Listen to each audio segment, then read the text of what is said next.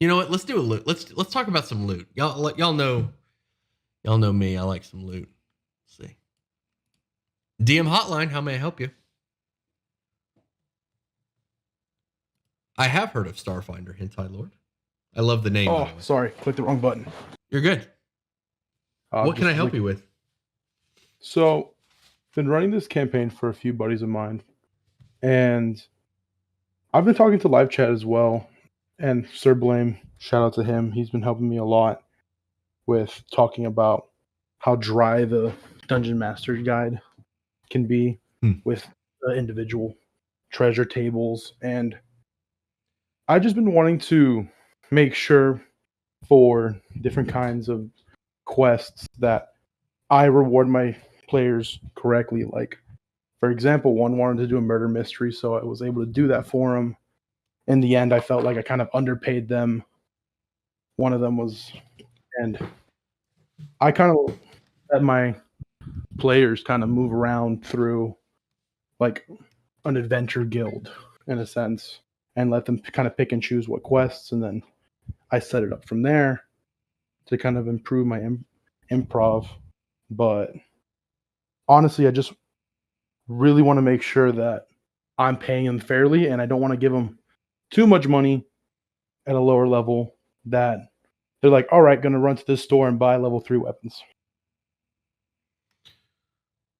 Okay. So elaborate on why. Okay, so you said you don't want to give them too much. Can you elaborate on why that is? You said you don't want them to buy level 3 weapons. What do you mean by that? Just because we did start at level 1 and have moved them along all the way to level 3, just kind of like wing dinging it. And honestly, being that we have about 6 of us, I don't want to slow down combat by throwing too many like lower level monsters at them because the characters are overpowered for what level they are. Okay. So overpowered and imbalanced are only. Let me formulate this. Let me formulate this response. You're good. I just have tried watching other videos. I've watched a bunch of your videos and other people, and I just haven't really found someone saying like, okay, this is the definite way you should be trying to run loot. There's a reason for that. I am going to tell you, just throw out the random loot chart and throw out all of that. You don't need to worry about balancing. You don't need to worry about balancing or overpoweredness or anything like that, as long as everyone is on the same power level, and that's very easy to do.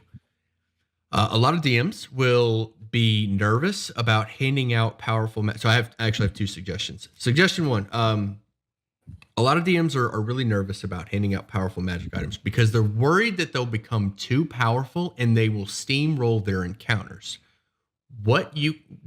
The easy solution to that is just put them up against stronger monsters. Stronger monsters are more fun anyway, at least in my opinion.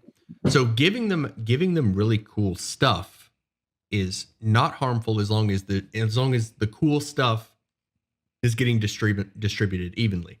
If one player ends up with like +1 plates and a +3 Vorpal sword and all this wonderful things, and then everybody else is just like, okay, well, we're still using mundane items, that would be an imbalance. But if everybody is just very strong, then you don't have to worry so much. This is really only an issue with people who are kind of married to the CR. Do you use CR a lot when you're building encounters? I do not. I Okay. try to avoid that. Perfect. So I've listened enough to you and other people about just avoiding it altogether. Perfect. So all you have to worry about is how much damage the party can do. It only takes a few combats really. If you pay close attention, you can tell how much damage your party can put out, and you can just compare that to what monsters can do. So I wouldn't worry so much about giving them too much. Just keep so. My fear is like, it's how much damage output to how much health they have, because it is like right now they are lower level, and we're doing obviously milestone. So I just don't want to like by Right. accidentally say, "Oh, this doesn't look like it's going to be too bad. Here you go, you're level 4, and now I just kind of made this character a glass cannon in a sense. Like, okay, I know you do high damage. Let me put higher damage monsters in. Oh wait, now he can get one shotted. So that's where Absolutely. I'm just. Yeah. So if a That's where I'm level, struggling with. yeah, on an extreme example of that would be a level 1 player who can do like 200 damage. They could kill anything, but if they get hit, they're toast. So you want to balance out the amount of damage that they can do versus the amount of damage they can take. That's understandable. The best way to do that would be, so when you hand out loot, there's a game development concept called lateral and vertical progression. Vertical progression is when the numbers go up. My D6 sword is now a D8, or I now do 100 damage instead of 50 damage, or whatever. In Elden Ring, you like level up your weapon, and it's like a plus 10 Yeah. now. That is vertical progression. That's when the numbers go up. Lateral progression is when they don't become more powerful, but they have more options. An example would be giving them magic items that allow them. My favorite's Misty Step, because Misty Step is just cool. Like, where do I want to be on the battlefield? Now I'm there. Poof. That's a really good example. Any kind of movement options, and the ability to increase their speed, literally move, phase through walls, certain supports, giving them access to certain support spells, knock, etc. Mhm. Defensive spells are great because how do I word this? So I have a list of spells that I pull from whenever I give loot. Spells like blur or mirror image, things like that. Those are great because they help the character survive, which allows you to increase the difficulty of an encounter, making the encounter more interesting. Obviously, that's an opinion. Yeah, no, it makes sense. So I would start there. Just give them things that improve them laterally. And I can guarantee you, finding a +1 weapon is fun, but finding a new ability, in my opinion, is just that much cooler. Now, Oh no, that's awesome. Now, as you're learning, the best way to learn how to gauge loot like this, I started experimenting with this a few years back, and I kind of fell in love with it. If you want to practice giving out, how long is this campaign going to go? Going all the Honestly, way as long as possible? Yeah, long as possible. Okay.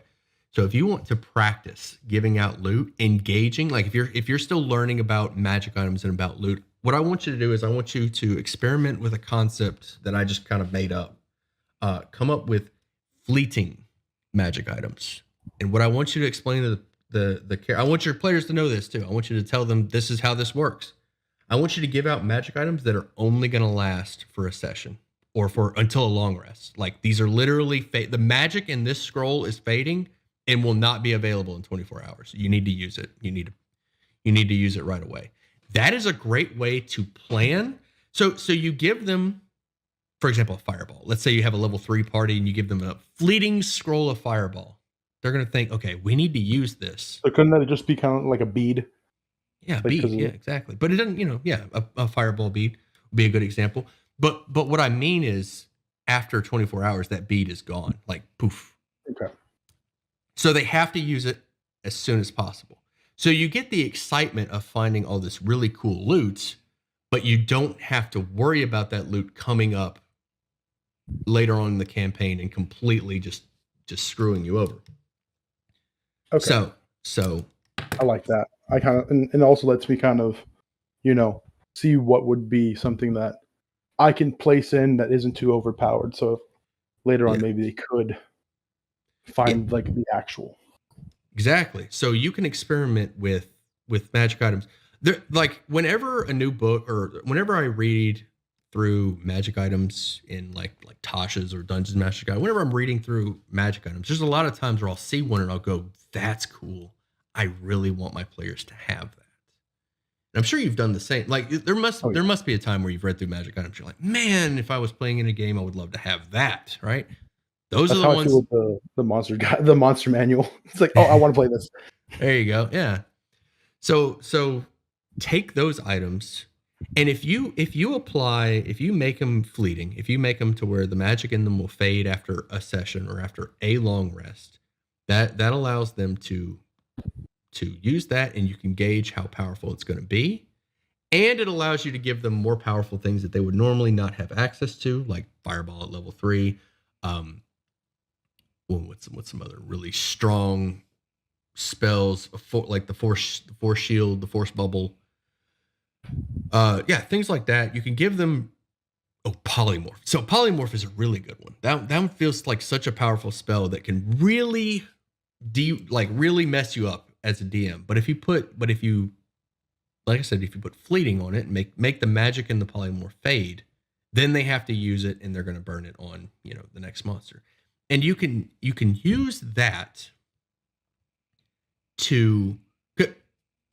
because like you described at the beginning, if you start giving out powerful magic items, a lot of the times that is something that you have to sign up for the rest of the campaign. Like, I accidentally gave out a Vorpal sword, and now I have to live with that decision for the next 20 levels, or whatever powerful wand of fireball or whatever. Like, I have to live with that decision for the rest of the game, and I'm regret it. And if I take it from them, it's gonna hurt. Like, if I break it or steal it, the player's gonna be mad at me.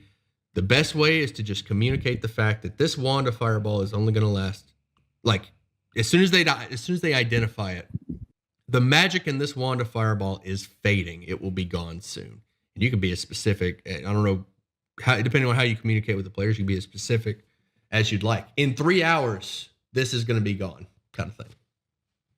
Yeah. And kind of training off all of that, something I did mention in live chat and would like to bring up is what items do you think are fun to integrate into a story? Or like, where should I try to look for like inspiration in that sense? Because I think that giving a loot item that goes hand in hand with the story seems like really fun.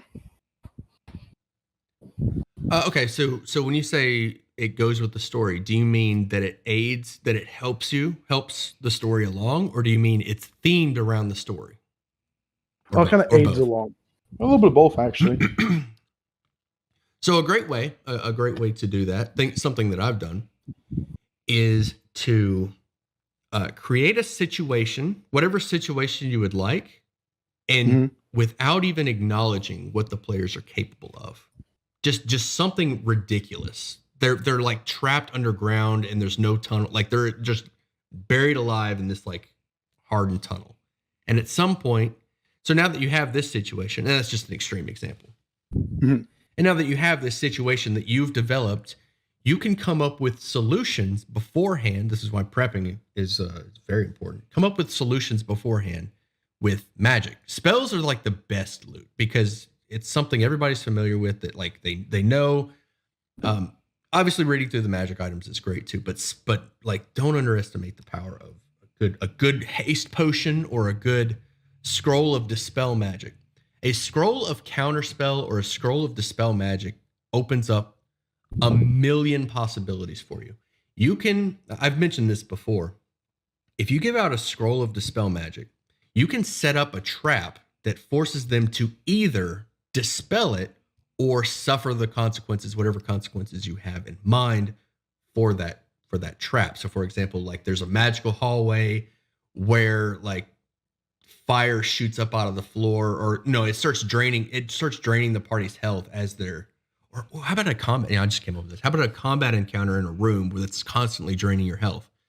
And you gave them a dispel magic scroll, they can dispel it, or they can suffer the consequences of constantly losing health in this room. That gives them like a tactical decision to make.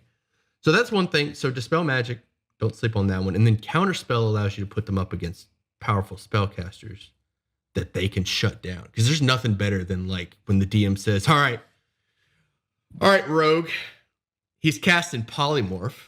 Hope you like being a frog for the next hour. And whoever's got maybe the rogue's like, well, actually, scroll a counterspell. Poof. No, you've ruined my plans that I totally didn't plan for. Does that make sense? Yeah, 100%. So yeah, spells would be so if I'm feeling lazy about loot, spells are my go-to. Just like, all right, yeah, here's a scroll of, dispel magic. A scroll Okay. of another example would be like cure or revivify. A scroll of revivify or a scroll of raise dead. That sounds amazing, right? Finding a Yeah. scroll of raise dead. But that's an excuse to kill somebody right away. Like, okay, this session I'm gonna reward them with a scroll of raised dead. Maybe I'll put it behind a skill.